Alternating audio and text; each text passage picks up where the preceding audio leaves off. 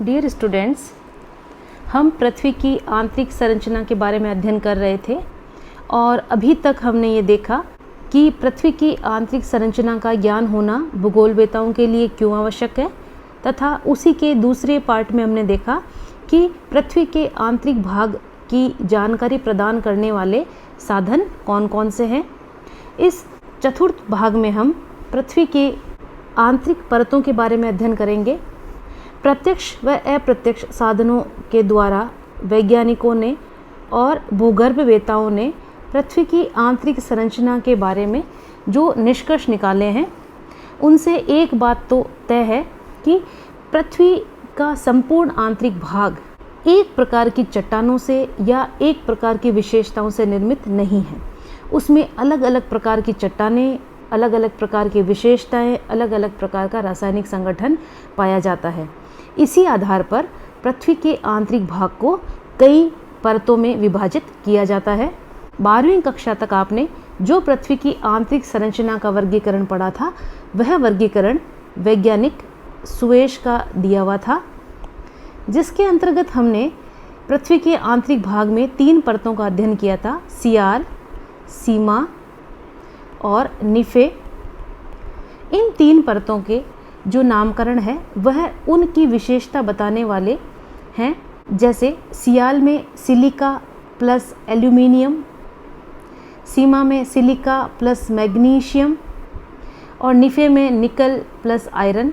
यानी जिस चट्टान से जिस परत का निर्माण हुआ है वह उसकी विशेषता बताती थी और उसी के आधार पर उसका नामकरण सुएश के द्वारा किया गया था। वर्तमान में ये जो वर्गीकरण है ये थोड़ा सा पुराना हो गया है, आउटडेटेड हो गया है। अब हम जो वर्गीकरण पढ़ते हैं उसमें पृथ्वी की आंतरिक परतों के जो नामकरण है वे थोड़े से अलग हैं। पृथ्वी के आंतरिक भाग की जो संरचना है उसको 2 तरीके से विभाजित किया जाता है। एक विभाजन जो भौतिक रूप से किया जाता है, मैकेनिकली, और दूसरा केमिकली यानी रासायनिक संगठन के आधार पे। भौतिक विभाजन के अंतर्गत और रासायनिक विभाजन के अंतर्गत परतें एक समान रहती है, केवल नामकरण का फर्क है। जैसे यदि हम भौतिक विभाजन की बात करें तो पूरी पृथ्वी को लिथोस्फीयर यानी स्थल मंडल, एस्थेनोस्फीयर यानी दुर्बलता मंडल, मेसोस्फीरिक मेंटल और आउटर कोर एवं इनर कोर, इन 5 परतों के रूप में विभाजित किया गया है। रासायनिक संगठन के आधार पर यदि हम बात करें तो संपूर्ण पृथ्वी को 3 बड़ी परतों के रूप में विभाजित किया गया है, जिसमें क्रस्ट, मेंटल और कोर, मुख्य रूप से ये 3 परतें पाई जाती है। इन सभी तीनों परतों के आगे उपविभाजन करके इन्हें 6 परतों में डिवाइड किया जाता है। क्रस्ट को, क्योंकि सबसे पतली परत है, इसकी मोटाई बहुत ज़्यादा नहीं है, इसलिए इसे हम एक रूप में भी पढ़ सकते हैं।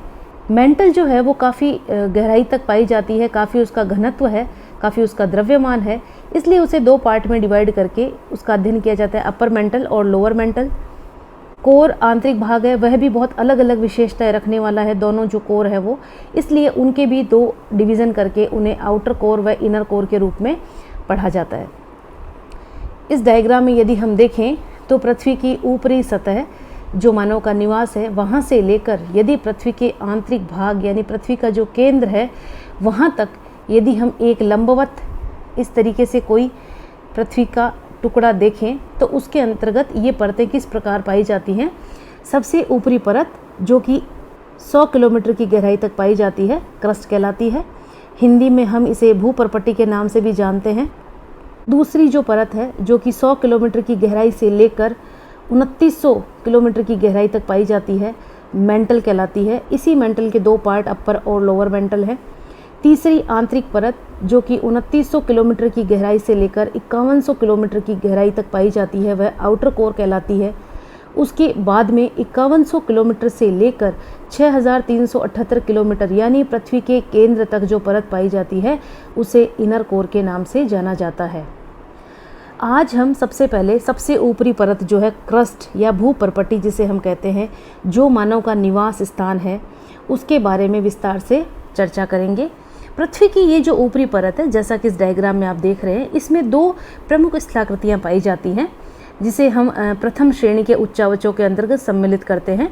एक तरफ महाद्वीप पाए जाते हैं और दूसरी तरफ महासागर पाए जाते हैं। संपूर्ण पृथ्वी पर ये दो प्रकार के प्रथम श्रेणी के उच्चावच हैं जिनसे पृथ्वी की ऊपरी सतह का निर्माण हुआ है। या तो हमें भूमि दिखाई देगी या हमें जल दिखाई देगा। हमें विदित भी है कि पृथ्वी के 75% भाग पर जल विद्यमान है महासागरों के रूप में। शेष जो भाग है वह हमें महाद्वीपों के रूप में दिखाई पड़ता है। ये जो परत है इसे महासागर और महाद्वीप इन दो आधारों पर अलग अलग इसके विभाजन भी किए जाते हैं। पृथ्वी की जो बाहरी परत है जिसे हम क्रस्ट के नाम से जानते हैं, वह पृथ्वी की सबसे बाहरी सतह है, सबसे ठोस सतह है और उसका निर्माण बहुत अधिक विविधता वाली चट्टानों से हुआ है। और वह जो चट्टानें हैं वह बहुत सारे जो पृथ्वी के निर्माणकारी प्रक्रियाएं हैं उनके द्वारा निर्मित होती हैं। पृथ्वी के निर्माणकारी प्रक्रियाओं में हम अपक्षय, अपर्दन व अनाच्छादन को सम्मिलित करते हैं। इसीलिए इन तीनों प्रक्रियाओं के बाद में पृथ्वी की जो चट्टानें हैं उनके गुण, उनके रूप और उनके आकार सभी में काफ़ी बदलाव आ जाता है। पृथ्वी की ये जो ऊपरी परत है जिसे हम क्रस्ट के नाम से जानते हैं, उसे दो भागों में डिवाइड किया जा सकता है, दो भागों में विभाजित किया जा सकता है।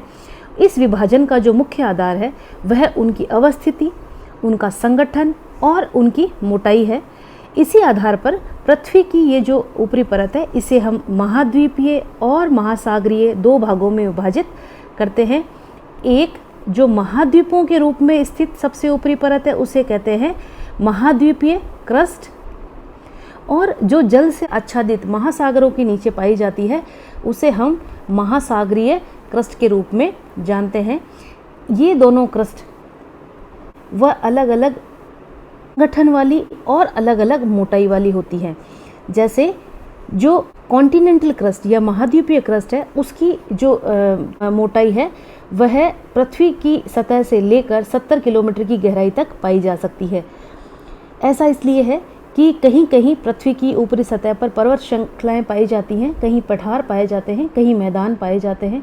जैसे भारत के संदर्भ में यदि हम उदाहरण देखें तो भारत में हिमालय पर्वतमाला पाई जाती है जो पृथ्वी की सतह से 8,850 मीटर की ऊंचाई रखती है।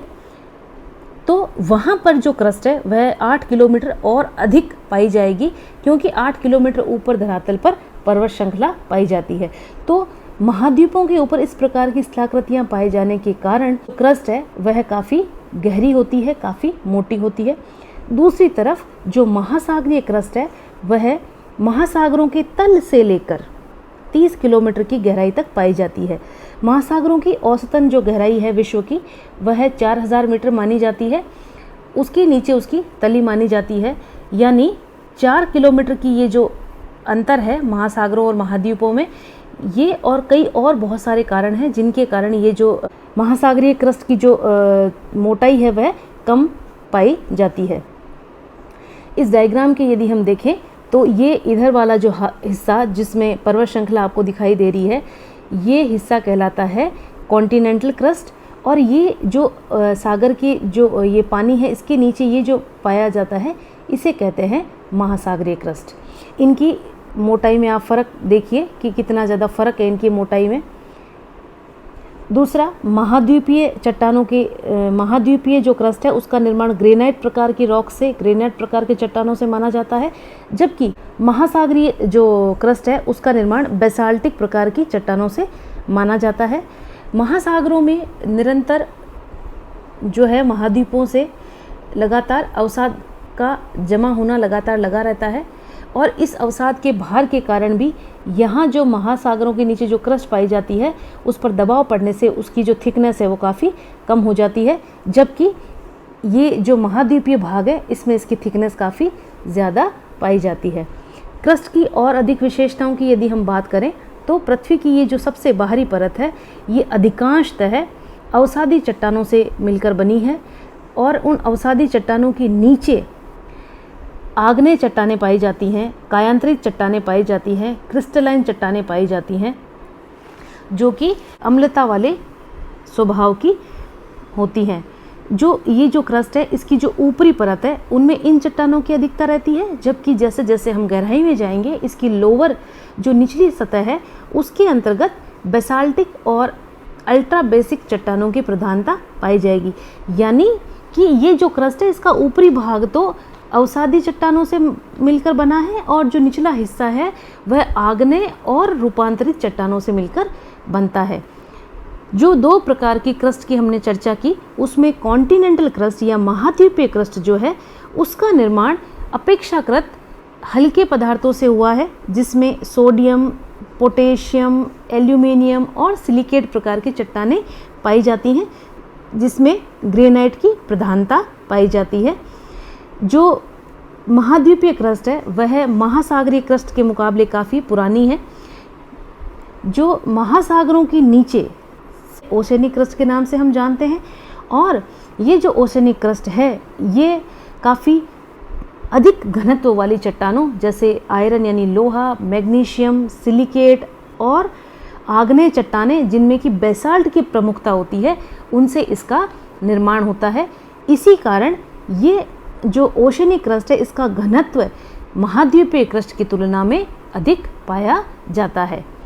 जो हमारी पृथ्वी की ऊपरी सतह जिस पर हम निवास करते हैं वह क्रस्ट देखने में आपको काफ़ी बड़ी दिखाई देती है, लेकिन यदि पृथ्वी के संपूर्ण द्रव्यमान की हम बात करें तो ये पृथ्वी के संपूर्ण द्रव्यमान के 1% से भी कम भाग को धारण करती है। इसकी अन्य विशेषताओं के अंदर यदि हम देखें तो जैसे जैसे हम पृथ्वी के आंतरिक भाग में जाते हैं हमें पता है कि तापमान में निरंतर वृद्धि होती है। जैसा कि हमने प्रत्यक्ष और अप्रत्यक्ष साधनों में पढ़ा था कि प्रत्येक किलोमीटर की गहराई पर जाने पर 30 डिग्री का जो तापमान है वह बढ़ता है जैसे जैसे हम पृथ्वी के आंतरिक भाग की तरफ बढ़ते हैं। और हम ये जानते हैं कि पृथ्वी की जो क्रस्ट है उसकी मोटाई जो है वह 50 किलोमीटर से लेकर 100 किलोमीटर तक पाई जाती है। इसलिए जैसे जैसे हम पृथ्वी के आंतरिक भाग में क्रस्ट के निचले भाग में जाएंगे वैसे वैसे तापमान बढ़ता हुआ इसकी सबसे निचले हिस्से में जाते जाते 200 से 400 डिग्री सेंटीग्रेड तक हो जाता है, जहां यह क्रस्ट जो है अपनी सीमा बनाता है दूसरी जो परत कहलाती है मेंटल उसके साथ। वहां तक जाते जाते इसका टेम्परेचर 200 से 400 हो जाता है, जबकि पृथ्वी की ऊपरी सतह जहां पर हम रहते हैं वहां पर इसका औसत तापमान 15 डिग्री सेंटीग्रेड भी पाया जाता है, जो कि विश्व का औसत तापमान है। यह काफ़ी विश्व के कई भागों में ये तापमान -70 डिग्री भी है और कई भागों में गर्मियों में 50 डिग्री से भी ऊपर तापमान रहता है, लेकिन एक औसत जो तापमान है पृथ्वी की सतह का वह 15 डिग्री सेंटीग्रेड माना गया है। जैसे जैसे हम गहराई में जाएंगे हमें पता है घनत्व में लगातार वृद्धि होगी, इसलिए पृथ्वी की ऊपरी सतह से लेकर इसके निचले सतह तक जाने में घनत्व में लगातार वृद्धि दृष्टिगत होती है। पृथ्वी की ये जो सबसे ऊपरी परत है इसकी जो डेंसिटी है वह 2.7 ग्राम पर क्यूबिक सेंटीमीटर है, जो कि पृथ्वी की औसत जो घनत्व है पृथ्वी का जो औसत घनत्व है 5.51 ग्राम पर क्यूबिक सेंटीमीटर उससे काफ़ी कम है। और इससे यह भी सिद्ध होता है कि इसका निर्माण अपेक्षाकृत हल्के पदार्थों से हुआ है। अगले भाग में हम पृथ्वी की दूसरी परत मेंटल के बारे में विस्तार से चर्चा करेंगे।